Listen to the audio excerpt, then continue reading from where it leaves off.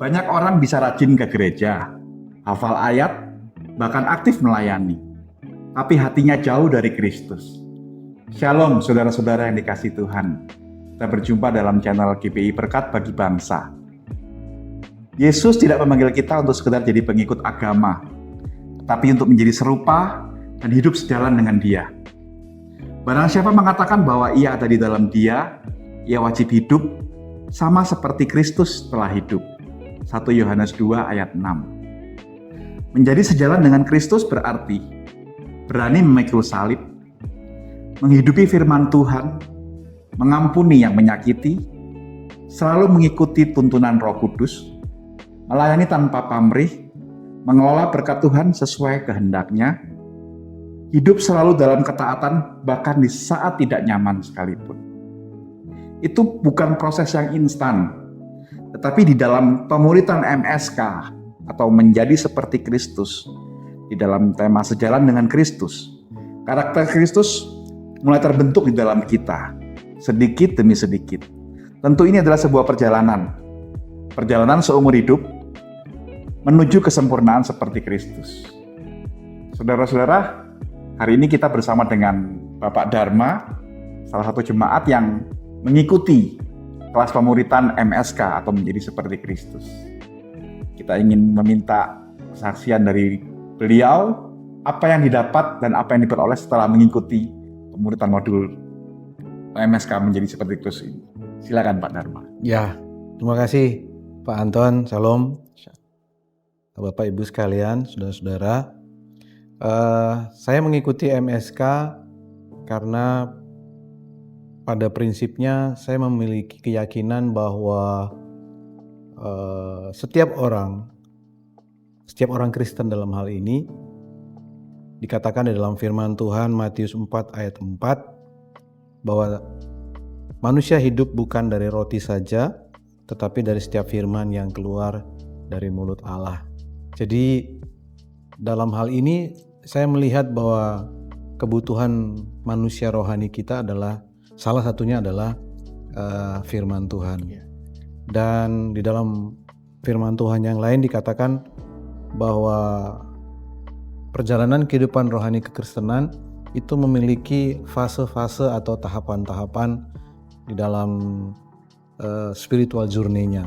Di dalam 1 Yohanes 2 ayat 14 dikatakan, "Aku menulis kepada kamu, hai anak-anak, karena kamu mengenal Bapa. Aku menulis kepada kamu, hai Bapa-bapa, karena kamu mengenal Dia yang ada dari mulanya. Aku menulis kepada kamu, hai orang-orang muda, karena kamu kuat dan firman Allah diam dalam kamu dan kamu telah mengalahkan yang jahat." Jadi kehidupan perjalanan rohani kita atau spiritual journey itu pasti akan memiliki fase-fase atau tahapan. Sama seperti kita kalau misalnya dari mulai bayi, anak-anak, kemudian remaja, dewasa muda sampai pada dewasa sepenuhnya itu memiliki tahapan, Pak Antoni. Dan di setiap tahapan kehidupan itu memiliki kebutuhan nutrisi. Nah, oleh karena itu saya melihat bahwa MSK merupakan sebuah kebutuhan. MSK adalah sebuah program, mungkin awalnya sebuah program yang sudah disusun oleh pengurus pusat GBI ya, karena mereka sudah melihat bagaimana dalam perjalanan kehidupan kekristenan itu membutuhkan masukan atau membutuhkan nutrisi yang baik sesuai dengan tingkatan perjalanan spiritual journey. Nah, seperti kita ketahui bersama, MSK ini dibagi menjadi beberapa bagian. Ada MSK 1 yang judulnya adalah Mengalami Kristus. Kemudian yang kedua itu MSK 2 Sejalan dengan Kristus. Dan kebetulan kami di jemaat masih mengikuti yang pertama dan yang kedua. Kemudian nanti ada yang disebut dengan MSK 3 yang kokoh di dalam Kristus, dan terakhir itu ada memimpin seperti Kristus ya, menjadi MSK pemimpin. Ada modul-modulnya berarti. Betul sekali Pak Antoni, ada modul-modulnya, dan menurut saya setiap modul itu memang menjawab kebutuhan masa-masa pertumbuhan rohani. Seperti misalnya MSK 1 dikatakan mengalami Kristus ya, di mana memang kita diajar mulai dari kita pertama sekali bertobat, kemudian kita diajar untuk mengalami Bapa sebagai Tuhan sebagai Bapa kita, kemudian mengalami baptisan Roh Kudus. Nah, kemudian kita belajar untuk tertanam dalam jemaat lokal, dan itulah yang mungkin kebutuhan awal bagi mungkin dikatakan seperti petobat-petobat baru. Nah, selanjutnya nanti masuk ke MSK yang kedua, atau MSK dalam hal ini judulnya dikatakan Sejalan dengan Kristus. Nah, kita diajar lagi di situ untuk melakukan saat teduh, kita diajar lagi memberikan perpuluhan, bagaimana bersaksi, dan mulai terlibat di dalam pelayanan. Nah, dengan pelajaran-pelajaran yang kita dapat, kita diajar benar-benar tahap demi tahap, sehingga kita ibarat membangun rumah. Jadi saya melihat bahwa memang manusia rohani itu adalah seperti sebuah konstruksi sebenarnya. Artinya kita diajar untuk dibangun dari dasar, kemudian naik lagi ya, kayak bangun rumah ya Pak Anton. Itu kokoh untuk fondasinya ya. Betul sekali. Jadi tahap demi tahap dalam perjalanan rohani itu dikuatkan, ditanamkan kebenaran firman, sehingga kita semua boleh menjadi orang-orang Kristen atau orang-orang percaya yang hidup di dalam firman, kuat di dalam firman, dan bisa menjadi saksi dimanapun kita berada. Demikian juga nanti di MSK 3 dan MSK pemimpin.